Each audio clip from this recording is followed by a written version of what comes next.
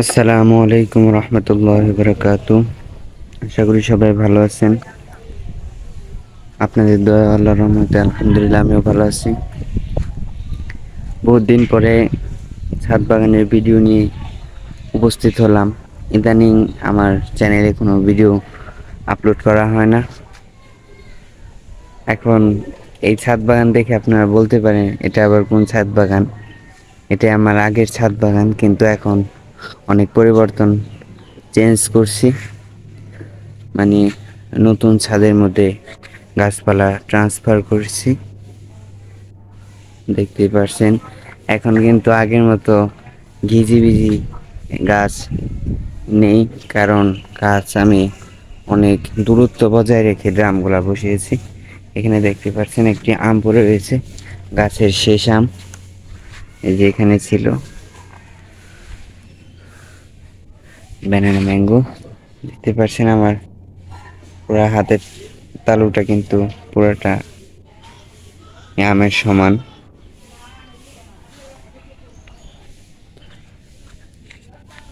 এখন ছাদ বাগানে কিন্তু মনে হচ্ছে গাছ অনেক কম, কিন্তু আসলে গাছ কিন্তু আগের চেয়ে বেশি হয়েছে। কিন্তু কম দেখার কারণ, এখন এটা তো আমার অনেক বড় ছাদ, তাই মনে হচ্ছে গাছ অনেক কম। আর আরেকটি কথা হলো, এখন গাছের দূরত্ব কিন্তু অনেক বেশি বেশি। আগে যে ছাদ বাগান ছিল সেটার খুব কাছাকাছি, এক হাতের পাশে আরেকটি গাছ ছিল। মানে অনেক ছাদটা আমার ভরা ভরা লেগেছে, কিন্তু এখন তা নয়। দেখতে পাচ্ছেন মালটা কিন্তু অনেক বড় হয়ে গিয়েছে। আর কয়েকদিন আগে আমি মাটি কুপিয়ে এটার মধ্যে গোবর ফাঁকি দিয়েছিলাম, গোবর মাটি যেটাকে বলে। আর এই পাশেও আরেকটা মালটা গাছ ছিল, এটার মধ্যে সম্ভবত আমি ফুল দেখিয়েছিলাম, কিন্তু এখন দেখতে পাচ্ছেন এই ভিডিওতে কত বড় বড় হয়ে গেছে। আর এই দিনে আমার কাছে বড়ই, মানে 12 মাসই সিজন, 12 মাস ধরবে।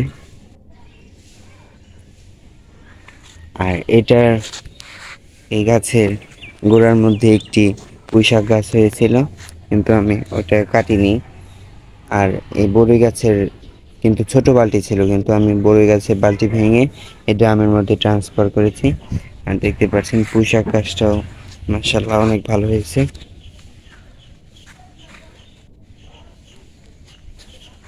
আর আম গাছগুলো। আর এখানে দেখতে পাচ্ছেন আমি নতুন বেগুন গাছের চারা লাগিয়েছি, 3টা বেগুন গাছের চারা লাগিয়েছি। আর এইখানে এটা আমি নার্সারি থেকে সরি, এটা হলো চেরি ফুল এনেছিলাম এই লাল কালার দেখে, কিন্তু এখন দেখতে পাচ্ছি এটার মধ্যে 3 ধরনের কালার চেরি ফুল ফুটতেছে। এই যে এটা হলো লাল পিওর, আর এটা হলো পিঙ্ক কালার, গোলাপি কালার। এটা হলো সাদা, সাদার ভিতরে লাল, আর দেখতে পাচ্ছেন আবার গোলাপিও রয়েছে।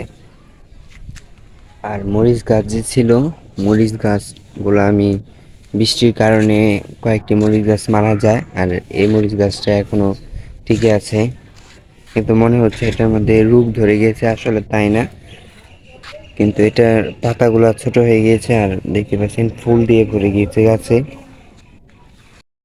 ছাদের প্রথমে কিন্তু আমি জলপাই গাছটা রেখেছি, কারণ ছাদের শুরুতেই যদি হঠাৎ করে কেউ আসে তাহলে দেখতে পারবে এটা কিন্তু একটা ফুল গাছের মতো ঝাপড়ানো হয়ে গিয়েছে। সুন্দর লাগছে, অনেক সুন্দর দূর থেকে। আর আমি ছাদের প্রথম লাইনে কিন্তু ফুল গাছগুলো রেখেছি। এখানে তো দেখালামই এটা চেরি ফুল, আর এখানে গোলাপ ফুল গাছটা কিন্তু আমি ছেটে দিয়েছি, দেখতে পাচ্ছেন। আর অ্যালোভেরা গাছগুলো যে আমার ছোট ছোট পলিথিনের মধ্যে ছিল, ওইগুলো সব আমি বালতির মধ্যে ট্রান্সফার করেছি, দেখতে পাচ্ছেন। আর এইখানে কিন্তু আনার ফুলও ধরেছে, আনারও ধরেছে, কিন্তু আনারের জাত খারাপ। আমার কাছে যদি কেউ আনার গাছের সাজেশন নেয়, তাহলে আমি অবশ্যই বলবো আনার গাছ লাগায়েন না, কারণ আনার গাছে আমি এত পরিমাণে ইনভেস্ট করা সত্ত্বেও কিন্তু 4টা 5টা গাছ আমি কিনে এনেছিলাম, কিন্তু কোনোটার আনারই পুষ্ট নয়। ভালো হয় কিন্তু টক হয়, আনারে বিচি বেশি হয়, কিন্তু অনেক মানে আনার পচে যায়, অনেকই হয়। কিন্তু আমার সাজেশন অনুযায়ী কেউ আনার গাছ লাগাবেন না। আর এখানে দেখতে পাচ্ছেন লাউ গাছ লাগিয়েছিলাম হাটে থেকে এনে, আর এখানে শসা গাছ লাগিয়েছিলাম, কিন্তু এগুলোর অবস্থা অনেক খারাপ। আবার ভালো হতে পারে। আকাশের অবস্থা অনেক খারাপ, দেখতে পাচ্ছেন মেঘাচ্ছন্ন আকাশ, আজকে বৃষ্টি আসতে পারে। আর এ পাশে দেখাবো আপনার লেবু গাছ। লেবু আগের যা ছিল, যারা আমার ভিডিও রেগুলার দেখেন তারাই অবশ্যই দেখতে পারবেন, অনেক লেবু ছিল গাছে, কিন্তু আমি গাছ ছেটে দিয়েছি। আবার দেখতে পাচ্ছেন আবার লেবু আসতেছে। এই যে এখানে ছোট, এখানে বড়, মানে 12 মাস আসতেছে। এখন ওই পাশটা দেখানোর চেষ্টা করব। এই পাশের ছাদ পরিষ্কার করা হয় না। এখানে দেখাবো আপনার ড্রাগন ফল, ফুল ফুটেছিল, কিন্তু আমার এই ড্রাগন গাছগুলো অনেক জাত খারাপ, জাত একটু ভালো নয়, একটুও জাত ভালো নয়। তাই আমি এই গাছগুলো, মাঝখানে যে আরেকটা গাছ ছিল ওটা কেটে ফেলেছি। এই সবগুলা কেটে আবার আমি নতুন করে ড্রামে ভালো জাত আনবো, ওগুলা লাগিয়ে দিব। কারণ এই গাছ শুধু শুধু আমি পালবো, ফল দিবে না, এটা তো কোনো মানে হয় না। অনেক চেষ্টা করছি ফল টিকায় রাখার জন্য, কিন্তু কোনোভাবেই কোনো প্রক্রিয়ায় কিন্তু ফল টিকছে না। এখানে দেখতে পাচ্ছেন এলাচ গাছগুলো কিন্তু অনেক সুন্দরভাবে হয়েছে।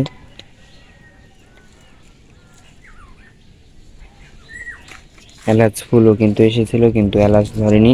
আমার এটার মধ্যে মাটি কম থাকার কারণে এই গাছটা আমি ট্রান্সফার করব, বড় ড্রামের মধ্যে বুনবো।